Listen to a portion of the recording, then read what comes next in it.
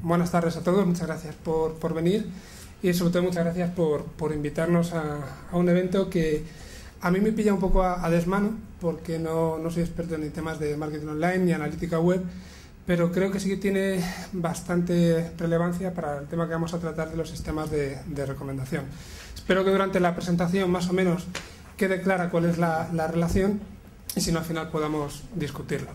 Bueno, mi nombre es Francisco Carrero, me acaban de presentar, soy el director ejecutivo de una empresa que se dedica a generar los sistemas inteligentes de acceso a la información en Internet y que está centrada ahora mismo en los sistemas de recomendación.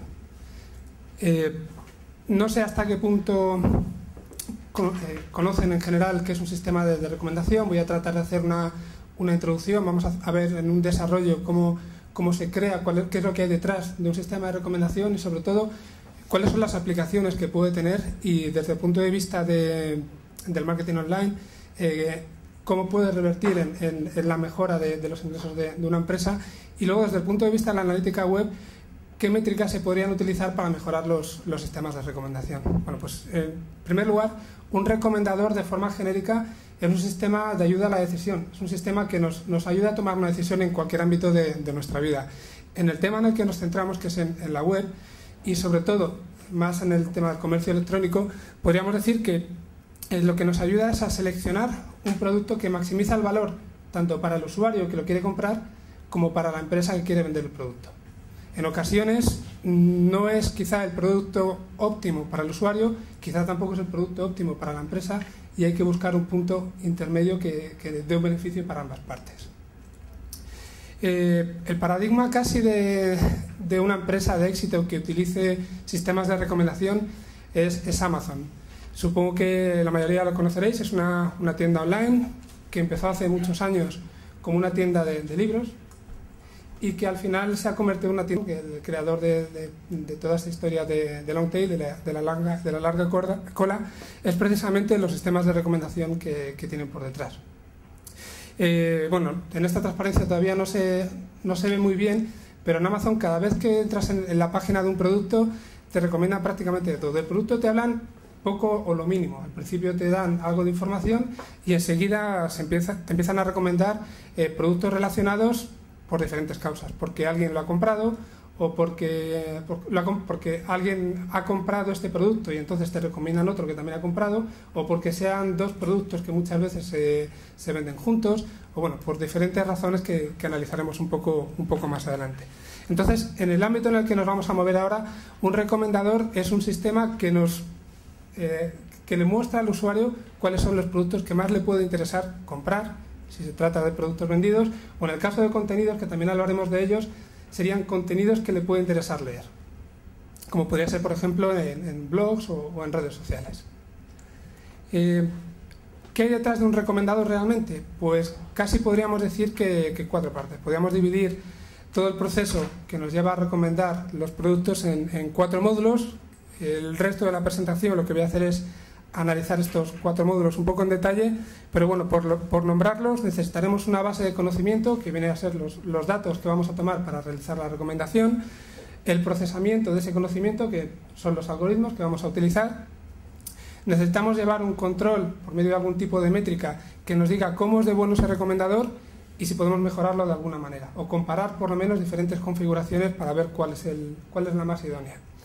Y por último, la interfaz de usuario. Es algo que incluso en muchos entornos casi le dan el máximo de importancia, porque en ocasiones es casi más importante cómo le muestras al usuario la información, en este caso las recomendaciones, que el propio contenido en sí.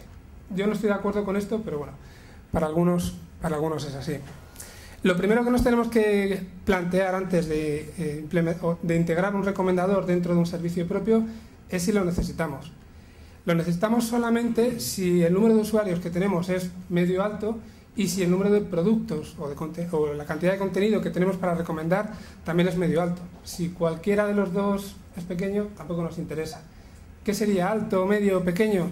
Pues por lo menos miles de usuarios, bastantes miles en general, a lo mejor decenas de miles de usuarios, y en cuanto a los productos quizás cientos, pero no estamos hablando de algo que sea demasiado pequeño. Entre Los mayores casos de éxito, también citados por Chris Anderson, aparte de Amazon, que he comentado antes, estaría también Netflix. Netflix, no sé si lo conocéis, pero es un sitio online que solamente da servicio en Estados Unidos y lo que permite es alquilar películas en modelo de streaming. Además se hizo bastante famoso en el año 2006 porque lanzó un premio para mejorar su sistema de recomendación que ofrecía $1 millón. $1 millón al que mejoraran un 10% los resultados que ellos tenían. Bueno, ese 10% se alcanzó el año pasado, en 2009, lo ganó un equipo estadounidense también. Luego también crearon otra segunda edición del premio, pero por problemas de privacidad de los datos, que es otro aspecto importante dentro de los sistemas de recomendación, al final no se pudo llevar a cabo. Bueno, pues gran parte del éxito de Amazon y Netflix está basada o está asociada a sus sistemas de recomendación. ¿Qué aporta? Más o menos tenemos una idea de lo que es. ¿Qué aporta en un sitio web? Pues si tenemos muchos usuarios, si tenemos muchos productos, lo primero, aumento de ventas. Aquí también, como en todo, hay cifras.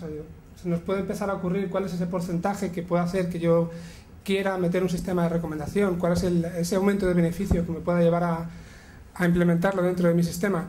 Pues se habla en general de entre un 20 y un 30% de aumento de ventas. Y algo similar en cuanto a contenidos. Estamos hablando de productos, pero las visualizaciones de los contenidos muchas veces también se traducen en ingresos, de alguna manera. Puede ser de una forma más o menos indirecta, pero también se traducen en ingresos. Por otro lado está el aumento de la fidelización. Al final, muchas veces los usuarios se sienten más a gusto en un entorno en el que se les trata de una forma personalizada, en el que se les muestra no una información que sea genérica, sino que está asociada a lo que en principio se han detectado como sus intereses. Esto lo notan y se suele estimar más o menos en una multiplicación por 2 o por 3 de la fidelización de los clientes cuando se utilizan sistemas de recomendación. Y luego también diferenciación con la competencia. Esto es algo que no todo el mundo comprende. Yo vine por primera vez al Conversion Thursday el jueves pasado, la última edición, y oía comentar, para mí os he comentado que es un poco nuevo todo esto, pero voy a comentar que no se entiende muy bien a veces el tema de la analítica web dentro de las empresas, no se entiende la importancia que tiene. Bueno, pues tampoco se entiende la importancia en muchos casos que puede tener un sistema de recomendación. De momento, el diferenciarse con la competencia es algo que ya están empezando a entrever. Ya veremos a dónde lleva. Los 4 módulos que he comentado antes los voy a describir un poco en profundidad. Hemos comenzado con la base de conocimiento. Lo primero, ¿qué se puede recomendar? Pues prácticamente de todo, productos de cualquier tipo, contenidos de cualquier tipo, usuarios también. Muchas veces lo que se persigue es recomendar usuarios, eso tendría mucho que ver a lo mejor con la fidelización que hemos comentado antes. E incluso publicidad. Se puede mostrar publicidad utilizando estos algoritmos de recomendación basados en los intereses del usuario, más que en una pura segmentación. O sea, se puede recomendar casi cualquier cosa o cualquier elemento que está presente en una web. ¿A quién se le puede recomendar? Pues en principio a usuarios, pero también a grupos de usuarios que sobre todo están presentes más en redes sociales. ¿Y qué elementos tenemos en cuenta para poder realizar esta recomendación? Pues también casi cualquier información que el usuario nos esté dando a medida que se va moviendo dentro de una web. Desde el mero comportamiento, ver qué clics o ver cuál es la navegación del usuario dentro de la web, hasta ratings o simplemente que compre o no compre un producto, o me gusta o no me gusta. Hay mucha información que nos puede dar y esa información casi podemos diferenciarla entre lo que sería una alimentación implícita o explícita. En el caso de la alimentación implícita, él no es consciente, no sabe a lo mejor que nos está dando la información, simplemente navega y nosotros podemos inferir algunos datos de ahí. Y en otros casos, cuando hablamos de la alimentación explícita, pues lo que está haciendo el usuario es precisamente expresar un interés. Da un rating, da un valor, o dice que ha comprado algo, o dice que le gusta o que no le interesa. Entonces, toda esa información explícita en principio es mucho más potente a la hora de desarrollar un sistema de recomendación, pero también es la más difícil de conseguir por parte del usuario.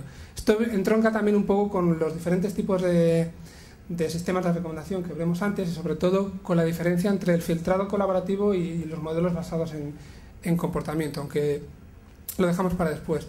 Y un problema importante aquí es que no todas las comunidades se comportan de la misma manera. Me refiero a los usuarios dentro de una comunidad. Y 2 ejemplos contrapuestos muy claros son YouTube donde casi nadie valora, y cuando valora lo hace casi siempre dándole un 5, o le gusta mucho o directamente pasa de darle un valor. Y en el caso de Amazon, donde la gente es mucho más crítica, se piensa más la valoración y a veces además incluso hasta escribe comentarios con sentido, no lo que se suele poner en YouTube. Aquí tenemos un par de ejemplos para que veamos la diferenciación entre esa alimentación implícita y explícita. Esto sale de En Vivo, que es una red social que en principio se centra en conciertos en España sobre todo, y la manera que podríamos tener aquí, o que tienen ellos, de determinar si un concierto le puede interesar a un usuario, simplemente es si él indica que va a ir al concierto o que ha comprado las entradas. Luego esto puede ser verdad o no puede ser verdad. Puede indicar que va a ir y luego no va, o le da a comprar y cuando va al sitio donde tiene que finalizar la compra no llega a finalizarse. Tenemos información incompleta, pero hay que trabajar con ella. En otros casos hay mecanismos que son bastante más claros. Bueno, para hacer un poco de autobombo, pertenece a una red social que tenemos nosotros de videojuegos, en el que el usuario puede dar un valor, una valoración en estrellas, de lo que le gusta el videojuego, de poco a mucho, o aquí indica si lo ha comprado, se mete dentro de su colección, o quiere hacer un comentario del cual también sacamos más información. En este caso esto pertenece a Gini, que es un sitio de recomendación que recomienda prácticamente cualquier cosa, aunque al final se ha centrado más en películas, y dan la posibilidad al usuario de dar un valor entre 0 y 10, o bien simplemente indicar, no se ve muy bien, pero indicar si le interesa o no le interesa esa película. O sea, tendríamos dos posibilidades a la hora de dar ese feedback. Y por último, que es un poco más especial, pertenece a NBC New York, en el que el usuario lo que indica es cuál es su estado de ánimo después de leer la noticia. Si se ha puesto contento, si se ha enfadado, si, no sé, hay 6 o 7, y cada uno tiene su importancia. Bueno, esto no es tan común, pero está bastante bien. Y esto es algo de lo que se habló bastante sobre YouTube, lo que comentaba antes de las 5 estrellas. Es una gráfica en la que se muestra una comparativa entre el número de ratings que hace el usuario dentro de YouTube. Como vemos, casi nadie da una estrella, menos dan 2, 3 y 4 tampoco, y la gente suele dar un 5. O le gusta mucho y le da 5, o no le gusta nada y no le da un valor. El problema aquí entonces es que la mayoría de los usuarios tiende a dar poco feedback. Y para ello, algo importante también desde cualquier sitio web es animarles a que al principio del todo nos den información, tengamos un punto de partida. No siempre se puede conseguir, pero hay que hacerlo bien. Si lo intentamos hay que hacerlo bien. Este es el ejemplo de Gini, en el que dan una serie de categorías y tengo que indicar una por una si me gusta o no. Es bastante aburrido. A la gente le resulta aburrido y no lo suele utilizar. Sin embargo, en otros sitios se buscan un poco más la vida y lo intentan mostrar casi como un juego. Este ejemplo pertenece a Flickchart, que es un sitio en el que recomiendan películas, en el que la gente comparte intereses alrededor de películas y lo enfocan de otra manera. Nada más llegar, van mostrando pares de películas y tú tienes que elegir de las dos cuál te ha gustado. Parece una tontería, pero al final es un poco vicioso. Empiezas a ver películas que conoces y tienes que ver si entre estas dos cuál me gusta más, menos. A veces es fácil, a veces es difícil. Te puedes tirar 10-15 minutos y sin darte cuenta has dado un montón de información al sistema que se puede aprovechar muy bien para iniciar ese proceso de recomendación.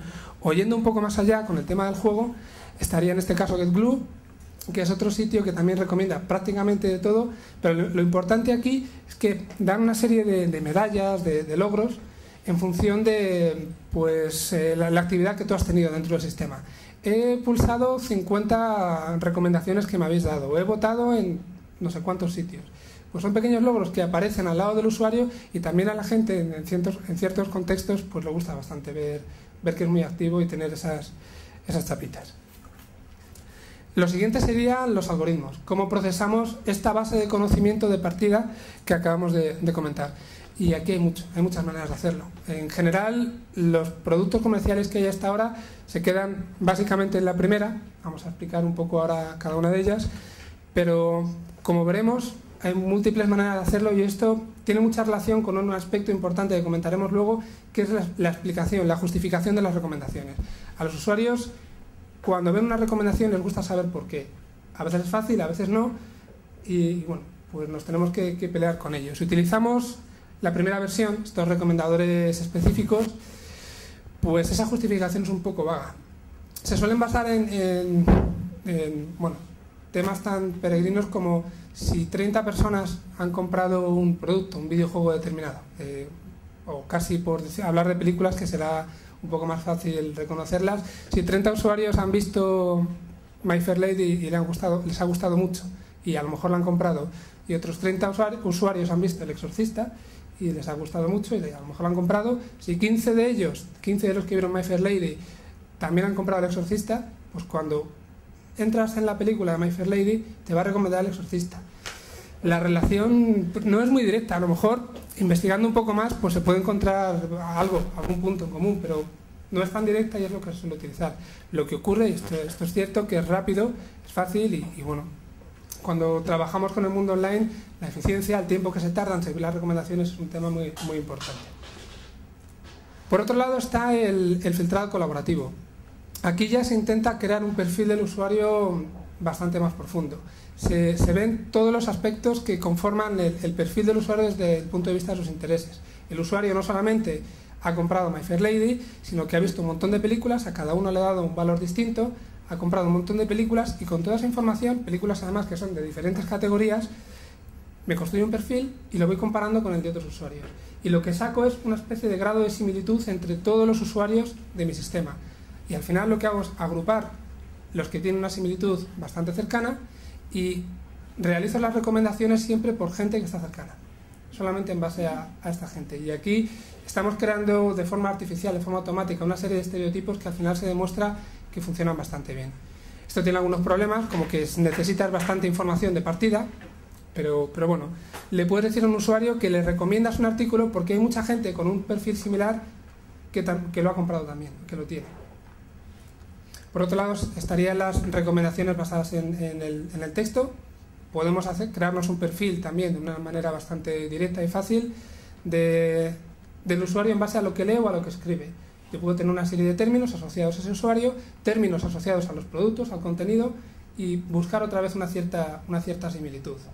Entonces, aquí le puedo decir también al usuario que le puede interesar, que se lo recomiendo por ciertas palabras clave o por algo que al usuario le resulta bastante cercano. La recomendación social, está claro que aquí lo podemos aplicar solamente en redes sociales. En un sitio de comercio electrónico en el que estás tú solo, no tienes relación con los demás, es más difícil, pero esto está basado sobre todo en la confianza. Yo tengo una serie de amigos, confío más o menos en ellos, en general por la actividad se puede ver cómo confías en ellos, y que el sistema me diga que es que estos amigos han comprado esta película, han comprado este videojuego y te lo recomiendo a ti, seguramente me va a resultar más fiable que si es alguien extraño. Cuando hablábamos del filtrado colaborativo, alguien puede tener un perfil muy similar al mío y vivir en Shanghái. Me puede aportar bastante, pero no es un razonamiento que a lo mejor me resulte cercano. Además, con las recomendaciones sociales también podemos crear unas relaciones iterativas con segundos y terceros grados dentro del grafo social que mejoran también o aumentan estas recomendaciones. Lo siguiente sería el control del negocio, aparte de analítica, y aquí hay mucho por hacer. En general se utilizan métricas pues bastante típicas en los productos que ahora mismo hay en el mercado, peticiones de recomendaciones, el click-through rate, las conversiones, la media de ventas, del valor de ventas. Incluso se puede diferenciar entre ese valor medio de ventas si utilizas recomendaciones o si no has llegado a ellas a través de recomendaciones, ingresos brutos o ingresos basados solamente en recomendaciones. Son comparaciones en general bastante básicas, y también lo que se hace mucho es entre diferentes tipos de recomendación que tenga un mismo sistema comparar los resultados en base a estos términos. Aquí hay un área de mejora bastante grande que bueno, luego me gustaría de alguna manera discutir con vosotros. Y por último está el interfaz de usuario. Importante desde dos puntos de vista. Como he comentado antes, lo primero, las justificaciones. En este ejemplo se da una recomendación de una película sin decir por qué. Aquí se da una justificación que puede ser porque le ha gustado a tus amigos, porque has visto estas dos películas que se parecen mucho a la que te estoy recomendando, o porque hay muchos perfiles similares al tuyo al que le ha interesado esta película. Pero más allá está también el punto de dónde colocamos las recomendaciones. Pues igual que cualquier elemento dentro de una página web, es importante. En este ejemplo, un ejemplo de Gini, las recomendaciones están en la parte derecha un poco perdidas. Aquí lo hemos destacado un poco más. la página web es más ancha por la izquierda, pero no es fácil de ver, no le llega al usuario. Sin embargo, en Amazon, como comentaba antes, nos bombardean con las recomendaciones. Se muestra un poco una información básica del producto, nos empiezan a recomendar por diferentes razones y tenemos que seguir bajando para ampliar la información sobre el producto. Y como decía, da muy buen resultado. Aquí es importante, a la hora de implantar el sistema de recomendación, hacer pruebas con la integración de las recomendaciones en diferentes partes de la página y ver cuál nos puede dar mejor resultado. De todos estos módulos, ¿cuál es el que puede resultar más importante? Pues he visto gente que se atreve a dar cifras y aquí no, porcentajes, yo no me atrevo realmente a darlos. Quitando la parte de analítica, que lo dejaré para el final, quizá lo más importante sea la interfaz de usuario. Todos sabemos que un mal producto bien presentado se termina vendiendo. Luego sería la base de conocimiento, los datos son muy importantes para poder procesarlos, y luego sería el proceso. Pero la parte de la métrica es la que nos permite gobernar a todas. Si al final podemos optimizar por separado y luego en la integración cada una de ellas, es cuando vamos a conseguir el mejor resultado dentro del sistema de recomendación. Así que casi diríamos interfaz de usuario y la analítica lo más importante. Ya para terminar, la última transparencia. En cuanto a áreas de mejora dentro de los sistemas de recomendación, ya lo he dicho, las explicaciones importantes, la interfaz, la vigencia. Muchas veces no se aprovecha el hecho de que tenemos un historial bastante largo de un usuario activo dentro de Amazon, pues puede tener un historial de compras de 2-3 años. Cuando le voy a recomendar, le puedo recomendar elementos en base a todo su historial, o puedo también recomendarle elementos en base a la sesión actual. Puedo hacer las dos cosas. Le puedo decir que en base a todo su historial le recomiendo pues discos duros, libros y vídeos, pero si ahora en su actividad actual, en la de esta sesión, solamente estaba mirando libros, en otro lado le voy a realizar recomendaciones de libros en base a esto último que ha hecho. O sea que es algo que también hay que tener bastante en cuenta. La interpretación de las acciones un poco relacionado con esta alimentación implícita, que es bastante difícil de determinar, y el tema de las métricas y la analítica. Para nosotros es un poco un mundo por descubrir, sobre todo su aplicación a los sistemas de recomendación. Y por mi parte nada más. Muchas gracias.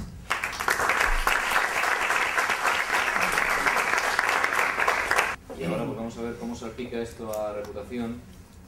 Alberto López Valenzuela viene de Alba, es fundador y CEO de Alba en Londres, y va a hablar de esto, de gestión de la reputación y estrategias de medios sociales para el ámbito corporativo. Buenas tardes. Gracias, Sergio, por la invitación. Tenía pensado llegar esta mañana, pero el avión se retrasó masivamente y llegué esta tarde. Por eso la tardanza. Os diré un poco lo que Alba hace y luego entraremos en el tema que está muy relacionado con la ponencia de Frankie. La empresa que hemos fundado en Londres la fundamos el año pasado y es una empresa dedicada a la gestión y al análisis de la reputación corporativa. Trabajamos para empresas a tipo IBEX 35, por ponerlo en el contexto doméstico, nacional, y trabajamos no solo con comunicación y marketing, pero trabajamos con los departamentos de riesgo, trabajamos con los departamentos de recursos humanos y con el CEO y el Consejo de Administración. ¿Y por qué digo esto? Yo creo que es muy importante el hecho de que a nivel de intangibles hay una tendencia especialmente... Yo creo que aquí en España está muy avanzado. Hay unas organizaciones muy avanzadas a nivel de gestión de intangibles. Pero lo que estamos viendo allí en Inglaterra y sobre todo en Estados Unidos, que es que las organizaciones se están despertando al valor de los intangibles y a la necesidad de valorar los intangibles. Se han pasado 40 años valorando los tangibles y la diferenciación de una empresa realmente ahora se dan cuenta que tiene que venir de los intangibles. Entonces, para conectarlo con el tema en el que vamos a hablar hoy, las redes sociales está repleta de opinión intangible. Y antes de empezar, ¿cuánta gente aquí trabaja en marketing? ¿Y en comunicación? Y en ambos, o sea, pocos. No, es interesante porque al final de mi ponencia me referiré a una situación que está ocurriendo, que es muy interesante a nivel de marketing y comunicación. Pues bueno, como decía, a nivel de medios sociales ha creado una serie de retos a las empresas y especialmente a los equipos de marketing y comunicación. Lo que hemos visto es y yo creo que tu presentación ha reflejado esto también, que es que uno de los grandes retos es poder medir con precisión el valor económico y no una medición con unas mediciones creadas por los vendors, sino un valor económico que la empresa realmente puede entender. Eso realmente es un tema que es muy difícil y que las empresas tienen mucha hambre y mucho apetito a encontrar el valor económico en las estrategias en medios sociales. Nosotros, como hemos hecho un montón de investigación con la Universidad de Leeds, el Computing Science, el Departamento de Computer Science en la Universidad de Leeds, y con el propósito de cuantificar el valor económico que las opiniones tienen en sitios con interacción social. Esto realmente se refiere al opinion mining. ¿Cómo puedes encontrar un valor económico usando opinion mining? Y aparte, con nuestra investigación encontramos un documento que fue creado en la Universidad de Nueva York, Princeton School of Business en Nueva York, que presenta un valor y hizo un estudio empírico un modelo para generar el valor económico del texto. Esto resulta súper interesante. ¿Por qué? Pues porque en los principios de este estudio se centran en el que el texto de los medios sociales, como tú bien has dicho, influencia el comportamiento del consumidor. Y este efecto refleja en variables económicas como el número de ventas o el precio de los productos. El estudio que hicieron este grupo en Nueva York fue un estudio que se hizo en Amazon y se hizo en Amazon Marketplace, y lo que hicieron fue observaron que comerciantes que reciben comentarios positivos venden productos a un precio más alto, a un premium, que los que reciben comentarios negativos. Entonces la cuestión es cómo podemos controlar el valor de esos comentarios positivos y negativos. Pues por ejemplo, si cogemos en cuestión del despacho de un producto, ¿no? Si cogemos la palabra rápido refiriéndose a la entrega, esto incrementa, y esto empíricamente se ha probado, que incrementa el valor de la transacción en un valor concreto de euros o de dólares o de libras, y más que los comerciantes que tienen la palabra lento. Entonces lo que se encontró en este estudio, y que al final de la presentación os lo puedo facilitar si queréis, porque está en el dominio público. Lo que se encontró en este estudio es que usando técnicas de econometría se puede identificar el valor del texto, y se hace con un trozo de texto. Se puede medir la polaridad, la intensidad del sentimiento, la intensidad de positivo o negativo, y la polaridad efectivamente.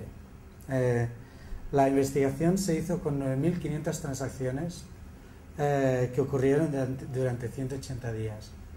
Para ello creo que cogieron unos 210 comerciantes, todos vendiendo el mismo producto de software.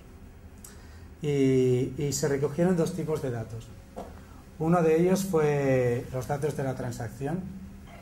Y a nivel de datos de transacción, para cada venta se recogió el precio al que el producto se vendió, la reputación del comerciante en el momento de la venta, y de ahí se identificaron los premios del precio entre diferentes comerciantes, ¿vale?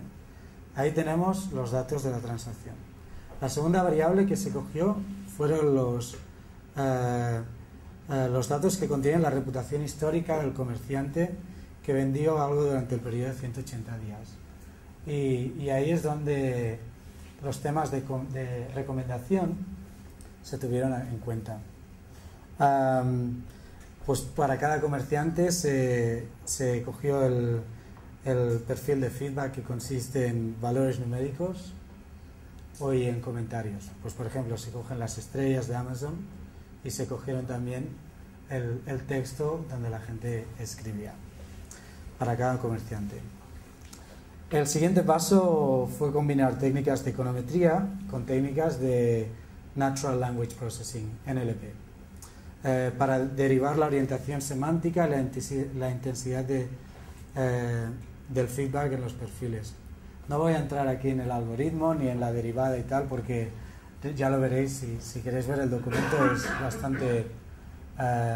es bastante compleja, pero lo que vimos cuando hicimos la investigación con Leeds, porque esto lo aplicamos a nuestro sistema, es que el algoritmo crea una serie de dimensiones y modificadores, los cuales dan un valor económico al texto.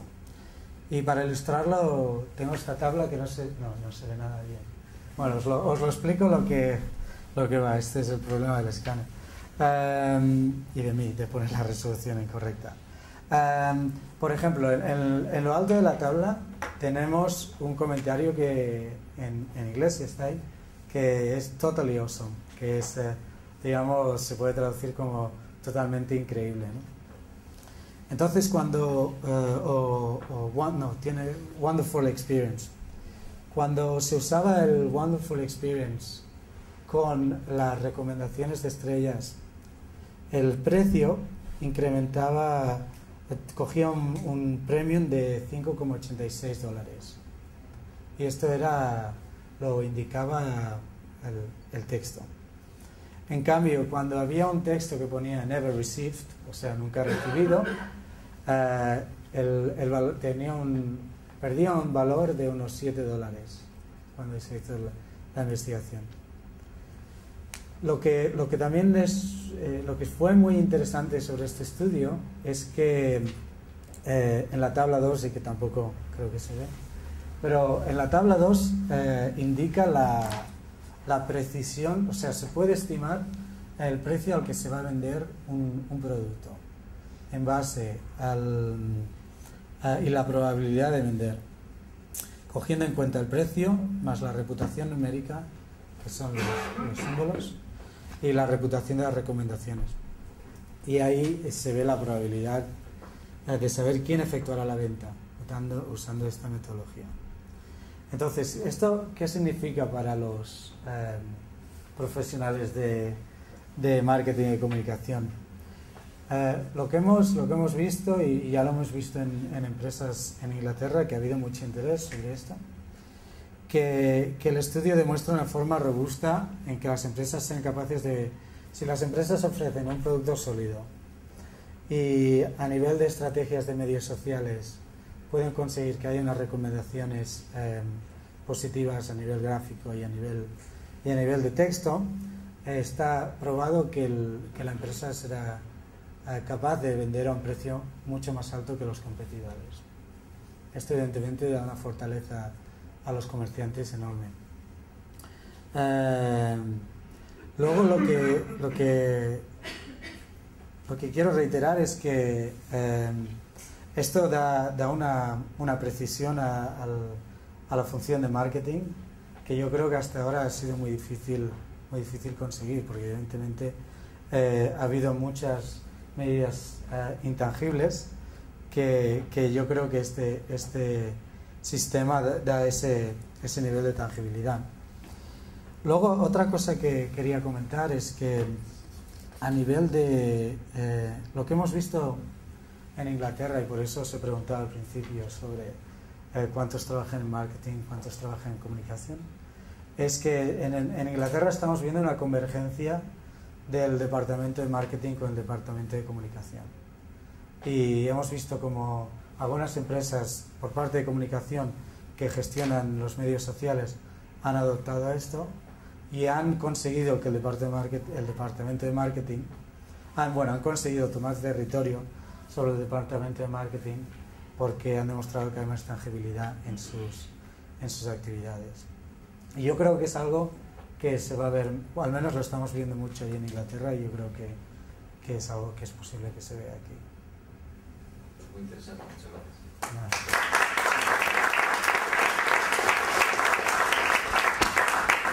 Nada. Sí, si queréis disparar. Sí. No, lo único que quería decir es que si estáis interesados en el documento os daré la dirección de email, que es alberto.lopez@alba-group.com. Si me enviáis un email, pues os envío el documento. Si alguien quiere el PowerPoint. Gracias.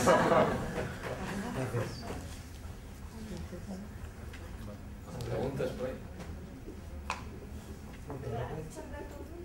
alberto.lopez@alba-group.com. Alberto, yo tengo una pregunta, soy Gonzalo Bebé, de Mail. Tengo una pregunta. Has mencionado una sobrevaloración del producto de $5 y pico, en caso de buenas recomendaciones, y una infravaloración de $7 y pico. Porcentualmente, respecto al artículo analizado, ¿cuánto representa? El valor el valor del software eran de unas 70 libras. O sea que estamos hablando de... Más 8 menos 10. Sí. Sí, o sea, estamos hablando de un 7 o un 8% de premium. Una pregunta. Lo que estáis analizando, algunas de las respuestas que he visto es que corresponden a transacciones previas. Sí. Es decir, lo que me queda la duda es hasta qué punto afecta el sobreprecio frente a la calidad de la transacción, por lo tanto un mejor comentario con respecto a las transacciones futuras con diferentes precios. Vengo de eBay y en eBay, que era un mundo que tenían tremendamente estudiado, se sabía que el hecho de mejores comentarios, mayor precio, tenía las dos vertientes. Es decir, el mayor precio suponía automáticamente mayores comentarios, pero no siempre era directo, porque no era una relación, no era una dirección, sino direccional. ¿Lo tenéis calculado ese tipo de cosas? No, esto... nosotros la aplicación de esto ha sido de cara al... En Alba nos concentramos en reputación corporativa. Y entonces, lo que hemos tomado este modelo es para ver cómo el texto de notas de inversores afecta a la reputación de una empresa. Y entonces, lo que hemos aplicado es el mismo principio, pero de cara a la reputación corporativa y cómo influencia al precio de las acciones. ¿No habéis estudiado la retroalimentación de eso? Eso se va retroalimentando. Sí, exacto. Evidentemente cada vez se va creando más inteligente y tal. ¿Más preguntas por ahí? ¿Alguien usando sistemas de recomendación en su propio negocio? Bueno, nosotros lo desarrollamos para comercios electrónicos. ¿Lo habéis desarrollado? Sí, Vale. lo vendemos como servicio. Vale. ¿Y hacéis algo de lo que se ha visto aquí, por ejemplo? Sí, bueno, es muy parecido a lo que explicaba él. Lo me imagino que vosotros tenéis clientes finales y desarrolláis proyectos a medida, más o menos.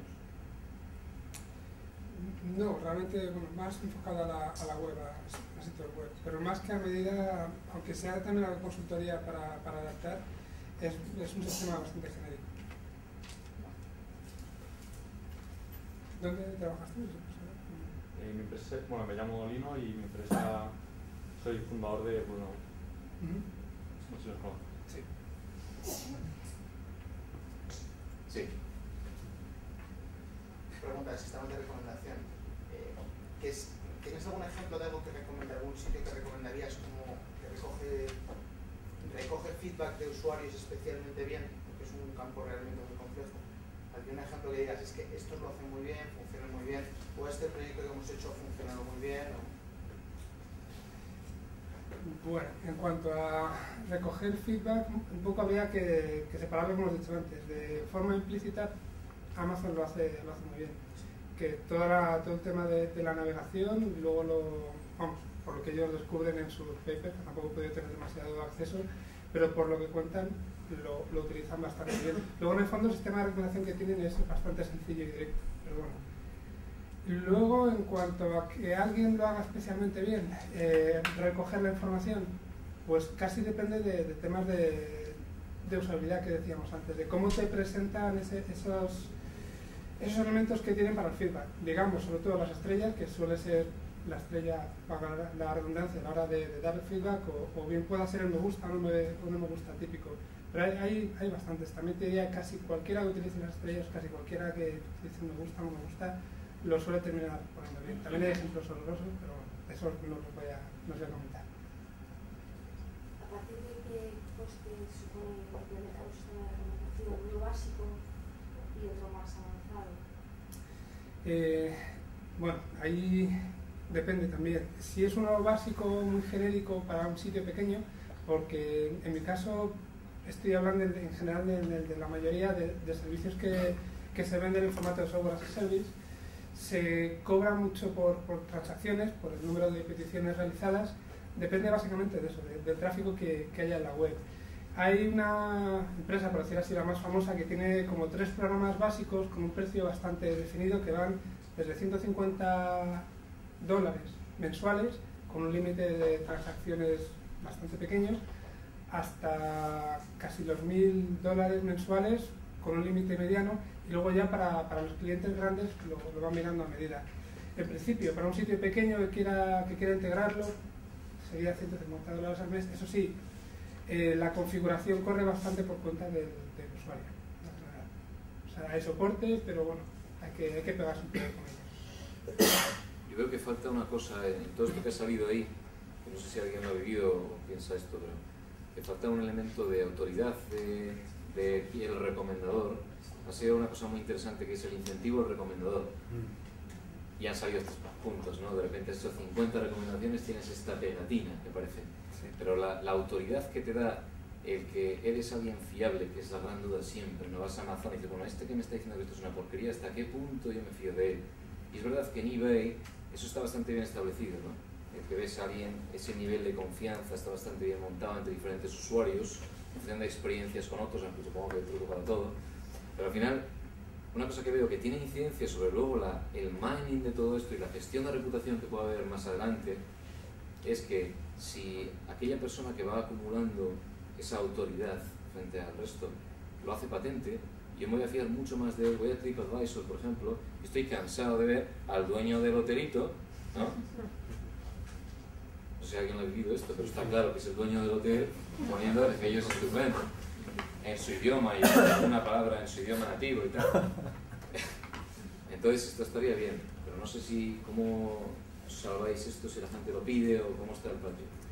Nosotros en concreto estamos desarrollando sistemas automáticos de gestión de la reputación online que se pueden aplicar en muchos ámbitos, pero dentro del sistema de recomendación también tendría bastante sentido. Es importante, es innegable. Por eso decía antes lo de las explicaciones. El usuario necesita saber el por qué esto que le está recomendando le puede servir para algo. De ahí las diferentes maneras, dependiendo de los datos que tengas, dependiendo de muchas cosas, hay que dar esa información. Si tienes una serie de usuarios bien identificados como que son los más confiables en base a esta reputación, evidentemente hay que mostrarnos seguida. De hecho, hay una herramienta ahí fuera que se llama Lithium. ¿Alguien ha oído hablar de Lithium? Bueno, Lithium tiene montado bueno, Juanma sí, ¿no? tiene un sistema que ellos llaman Social CRM. Y entonces se centran en buscar ahí fuera al super user, que es como lo han llamado, el super user, que es el super mega influyente, ¿no? Entonces, claro, tiene sentido cuando tú gestionas el entorno social que creas, porque eso está mucho más, está chupado si quieres, es tu entorno, y están creando una especie de entorno colaborativo o de atención al cliente social dentro de tu entorno. Pero cuando vas, suena muy paranoico, ¿has visto? Bueno, la cosa es que al final, si hay gente por ahí identificada, supongo que también las redes entre estos que son más influyentes, son más fáciles de analizar, ¿no? Efectos de gestión, de mining para la gestión de la reputación corporativa. Nosotros en el sistema que hemos creado para reputación corporativa tenemos, de hecho, cogemos nosotros es distinto del social CRM, pero cogemos a las personas más influyentes del sector y creamos ahí una base de datos de las personas más influyentes que cuando ponen comentarios en Twitter, la propagación de esos comentarios y la influencia que tienen esos comentarios en la reputación corporativa. O sea que sí, hay muchísimo. Y ahora, de hecho, es interesante que te refieres a Social CRM, porque ahora allí en Inglaterra está en super boga, ¿no? El Social CRM. Hay un boom allí que ha explotado sobre el Social CRM. Ahora tenemos unas cuantas de estas de Social CRM. Más. ¿Cuál es vuestra relación? Un poco introducido el tema. Sobre todo tú desarrollas cosas para que la marca lo añada a su presencia web. ¿Cuál es vuestra relación, que me interesa la opinión, con el que está un poco acumulando la mayor base de conocimiento, por utilizar un poco el esquema que tú nos presentabas, que es Facebook, o que es cualquier gran red social, que es donde se están produciendo esas manifestaciones? ¿Cómo lo veis? ¿Hasta qué punto están dejando estas redes acceso a esa base de conocimiento? ¿O saben que están sentados, creo yo, encima de un montón de dinero y entonces van sentando poquito a poco? ¿Qué nos podéis contar de esa relación con redes sociales, que son donde realmente los usuarios están manifestando opiniones, declarando? Porque al final incluso Amazon pues no deja de ser muy grande, pero un círculo muy cerrado, que hoy en día no es tan grande como Facebook en cuanto a manifestación de opiniones.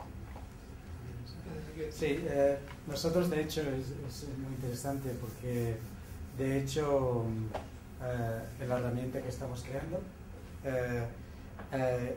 hay un módulo que es sobre todo es coger opiniones en Facebook, o sea que es y hay aplicaciones de open source que de hecho ya te ayudan a hacer eso. O sea, nosotros esas aplicaciones de open source las hemos integrado a nuestro sistema.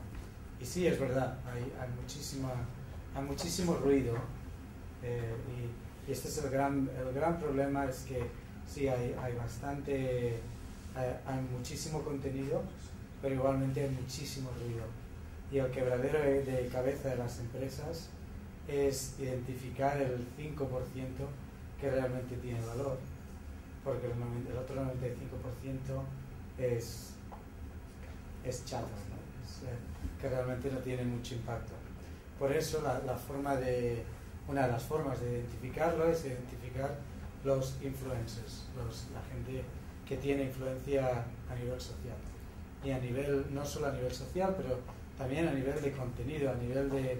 Otra cosa que estamos viendo es que los medios tradicionales están yendo a los medios sociales para pillar noticias. Antes lo que pasaba es que una empresa lanzaba un comunicado de prensa, se lo enviaba a un editor y el editor lo distribuía con los periodistas. Hoy día los periodistas están muy activos en crear su network de influencers a nivel sociales, y entonces la noticia empieza en los medios sociales muchas veces en vez de en los... Y sí, hay herramientas para hacer el mining de Facebook. Sobre lo que estás comentando, que bueno, va un poco colateral quizá con la pregunta, pero me interesaba bastante lo que decías de si saben que están sentados sobre una mina de oro. Evidentemente son plenamente conscientes y yo creo que además saben bien cómo utilizarlo. Además hay enfoques distintos. En el caso de Facebook, aunque tiene un API, bueno, la información a la que te dan acceso es bastante bastante restringida, se guardan lo mejor para ellos, tienes que utilizar a lo mejor herramientas externas y ellos estoy seguro que lo van a utilizar bien y de hecho empresas como Google están viendo las orejas al lobo y quieren pasarse al otro lado también. Saben que Facebook se está empezando a utilizar casi como un buscador, igual que YouTube en su momento se hablaba que era un nuevo buscador, se utilizaba para eso, bueno, estaba controlado por Google, no había problemas. En el caso de Facebook pues es algo ya un poco externo. Y luego en el otro lado está Twitter también. Ahí toda la información está completamente abierta. El API suyo es lo más potente, pero además te da acceso a todo, porque son enlaces, a blogs o cualquier sitio, enlaces abiertos en general, ves el estado de ánimo de todo el mundo, ves cualquier comentario. Ahí sí que es una base de conocimiento que se puede integrar casi en cualquier dominio externo, cualquier sitio externo. Lo de Facebook lo veo un poco más difícil. Pero bueno, desde luego que si ellos quieren, se pueden convertir casi realmente en el enemigo de Google más que Microsoft. Sí, no vale. Iba a decir eso, hasta qué punto el nuevo recomendador de Twitter va a suponer algo, lo que están lanzando, como se llama el Early Bird, que están lanzando estas semanas ahora de sistema de recomendación de productos para usuarios. No sé si lo están haciendo en función de algo o lo están haciendo masificado. De momento lo que yo he visto no es especialmente avanzado, por decirlo así. O sea, es bastante... de hecho creo que debe estar bastante basado un poco en pagos. Desde luego. Pero más que realmente en algo que sea completamente objetivo. Entonces, bueno, ellos lo van a sacar dinero de ahí seguro y eso está bien. Pero no sé hasta qué punto va a resultar útil de cara al usuario. Es muy interesante el tema del Early Bird porque evidentemente Twitter tiene una valoración de creo que ahora ya ha llegado a $1 billón, pero sin haber generado ventas. Entonces evidentemente están bajo una presión enorme de encontrar un modelo de generación de ventas. Y eso implica un poco que Google, que creció de una forma, es un sistema totalmente abierto y muy eficaz de recomendación, en cierta forma va a perder la objetividad, porque entonces vas a tener las recomendaciones de los departamentos de marketing de grandes corporaciones que van a empezar usando Twitter y hasta cierto punto eso pierde un poco el ethos, ¿no? de Twitter. Entonces yo creo que eso presenta una situación muy interesante para Twitter y estoy muy pendiente de cómo se va a desarrollar. Sí, pues sería muy interesante empezar a conocer los datos de vale que el primer envío, el early bird, sea masivo, pero cómo se retuitea, qué comentarios hace la gente sobre lo que está haciendo, eso sí que es una mina de información. Millones de usuarios compradores, no solamente como en 20, son chavales de 14 años y son compradores de 30, 40 años. Es verdad que en Twitter hay tan información, es tan ingente la masa que hay ahí, que se ponga a acumular datos históricos y tal, revienta. Entonces ahora mismo está, claro, hay todo tipo de iniciativas, he visto cosas de lo más interesante, pero claro, atacando datos del momento y por ahí con un montón de iniciativas. Yo lo que he pensado con esto de Facebook es verdad que ahora que ha salido Open Graph y es verdad con su limitación en el acceso a datos, pero ahora que ya puedes poner el botón de me gusta por todos lados y la recomendación, entre comillas, como lo llaman ellos, ¿no? de Facebook, habiendo visto cómo se ha integrado también Facebook con la medición, con la analítica web, con lo que estamos todo el día viendo por aquí, y cómo ha habido esta carrera hace poco de diferentes herramientas de medición, hablando con Facebook para poder ver lo que pasa ahí y lo que pasa aquí. Pues al final, es verdad que hay una parte donde si se empieza una de esa visión que ya tenemos en analítica web del visitante, con un montón de datos que solo se recaban a partir de la interacción con el producto, con los contenidos. Por otro lado, esas recomendaciones. Y por otro lado, que la recomendación utilice el mismo criterio de visitante. Estoy pensando en una plataforma como Omnitour, por ejemplo, donde, sin hacerles publicidad, pero un ejemplo, donde tienes la evolución de su producto de recomendaciones, recommendations, aunque va por otro lado también. Tienes por otro lado su sistema abierto, Genesis, para hablar con Facebook, con el API, con un poco que te vaya dando Facebook, y por otro lado todo el dato que vas recabando, que no has recabado con el sistema de recomendaciones, porque el sistema de recomendaciones recaba allí donde está la recomendación. o en el propio site. Entonces veo que hay mucho dato ahí suelto que tendría mucha fuerza su integración. Hay un tema importante con la privacidad de los datos, y más teniendo en cuenta que en cada país las leyes son completamente distintas. De hecho, en la Unión Europea, por mucho que haya directivas, la transposición en cada sitio se ha hecho de maneras dispares. De hecho, en España es donde tenemos en principio una legislación más fuerte. Entonces, esto de utilizar datos de un sitio para otro para hacer las recomendaciones sería el sueño de cualquiera, evidentemente. Si yo tengo mi red social vertical y sobre un usuario puedo tener información externa, la puedo integrar, genial. Pero yo como proveedor del servicio de recomendaciones soy gestor de información que me está dando un tercero. Yo tengo que tener una responsabilidad, tengo que tener unas medidas de seguridad, tengo que tener sobre todo mucho cuidado porque al final el que lo pueda hacer mal soy yo. Si tengo alguna fuga o si empleo la información de mala manera. Entonces, que las recomendaciones de este libro o de Coca-Cola o lo que sea aparezcan más veces, ¿no? ¿Eso serviría de algo integrarlo con un sistema de recomendación o se haría absurdo el sistema? Sería contraproducente. Un poco es lo que hace Google, ¿no? Cuando te devuelve el resultado de la búsqueda.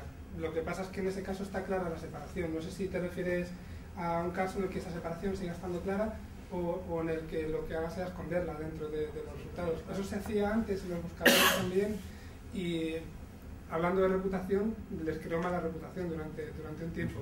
¿Serviría? Pues igual serviría durante un tiempo hasta que la gente se dé cuenta de lo que está pasando. Después yo creo que no. Oye, y en el tema de text mining y opinion mining y tal, en su día tuvimos el converso de aquel medio metafísico con mi hermano,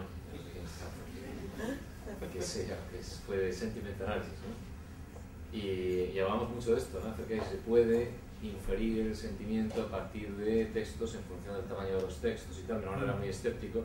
¿Qué pensáis de este tema? A nivel de... Pues yo creo que, como hemos visto, la parte visual tiene un rol, pero lo que realmente, lo que hemos visto es que realmente no es tanto como a nivel visual, pero es a nivel del contenido, no el contexto, sino el contenido lo que realmente influencia. Es el análisis del contenido. Vale, ir solo por aquello que influencia, pero lo que es esto que ha salido, por ejemplo, estás mencionando, Francisco, acerca de ir a por una recomendación y intentar saber si esa recomendación es positiva o negativa a partir de un párrafo, de 3 líneas, donde alguien dice, en España, por ejemplo, esto está de PM. Bueno, eso ahora ya se sabe, pero una expresión que pueda ser ambigua y no se sabe si se refiere, si es una cosa sarcástica, si es un sentido... Bueno, nosotros la herramienta que hemos construido a nivel de sentiment analysis es una herramienta que evidentemente el sarcasmo es muy difícil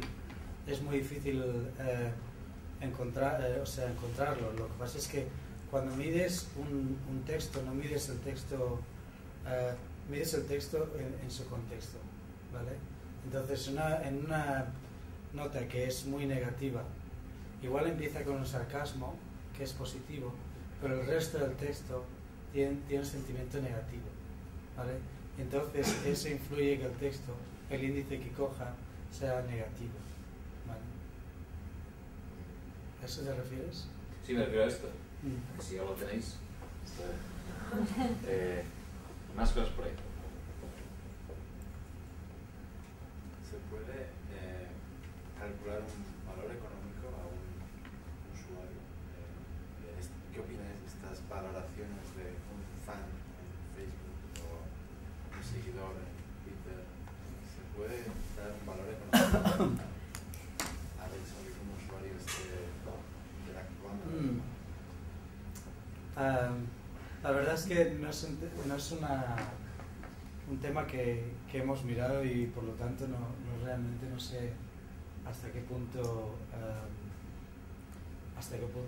cómo calcular el valor económico. Yo creo que con el hecho de que lo que sí que sé y lo que estamos viendo es que hay un interés masivo en cuantificar texto en cuantificar intangibles.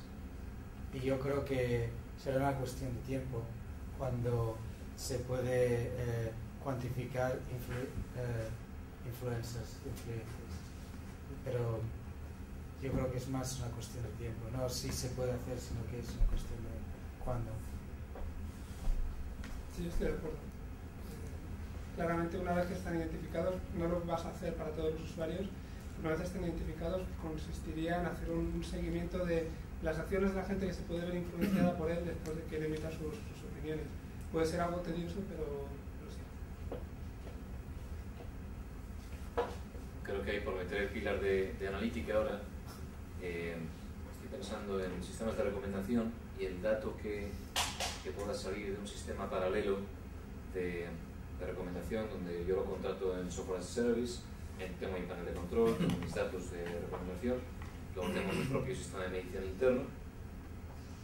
Entonces, ¿hasta qué punto puedo yo cruzar datos o cómo habéis pensado esta capacidad de análisis donde yo, por ejemplo, puedo hacer estos indicadores que mencionabas antes, ¿no? Pues impacto en la venta del sistema de recomendación, pero sin usar el sistema de medición del sistema de recomendación, sino con un sistema único. Eso sí me explico.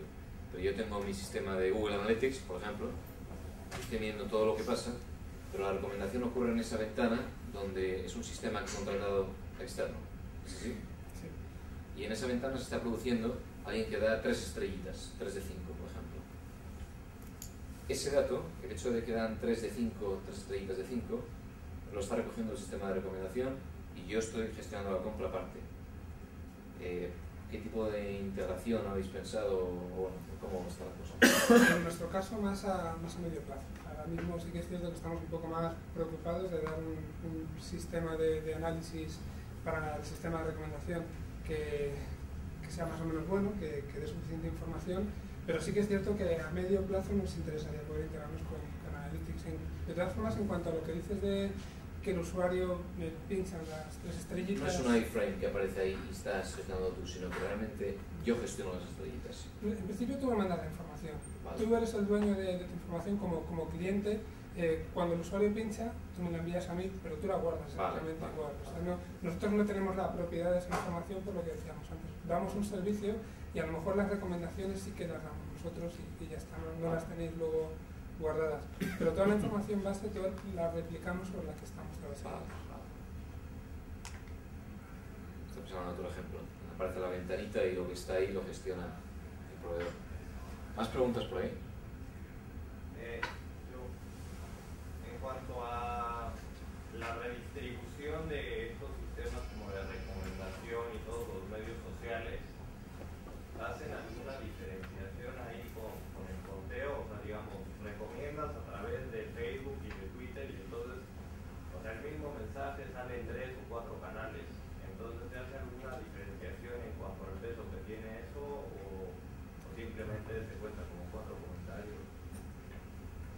No sé si lo Sí, es verdad, la integración que tiene todo, ¿no? Pues pones un tweet y aparece en LinkedIn, aparece en Facebook, está todo integrado. O sea, si lo has integrado tú. Es verdad, ¿y esto qué cuenta? ¿Como que se menciona más? ¿O es una porque se ve que es la misma? Okay. En nuestro caso es que nuestros clientes son una única plataforma.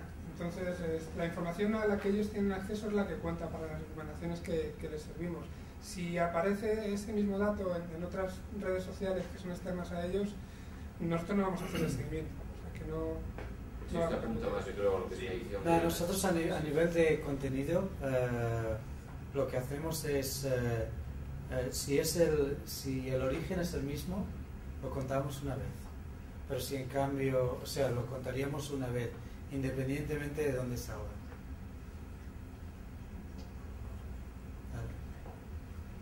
Habría que ver el usuario, cómo vincularlo al mismo usuario y tal. No tienes ninguna inquietud que me parece.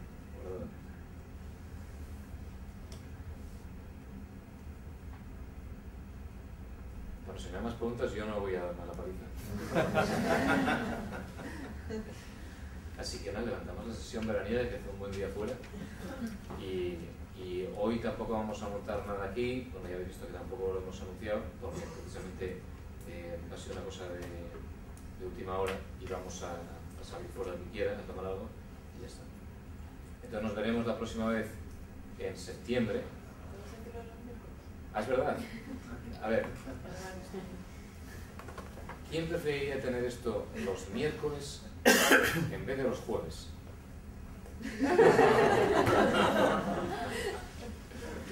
Yo lo preferiría, pero veo que no tengo culo, así que se queda igual. Haz la pregunta al revés, los jueves en vez de los miércoles. Exacto, ¿quién quiere los jueves? Martes, los martes. ¿A quién le da igual? Bueno, entonces dejaremos que las circunstancias lo determinen y ya está.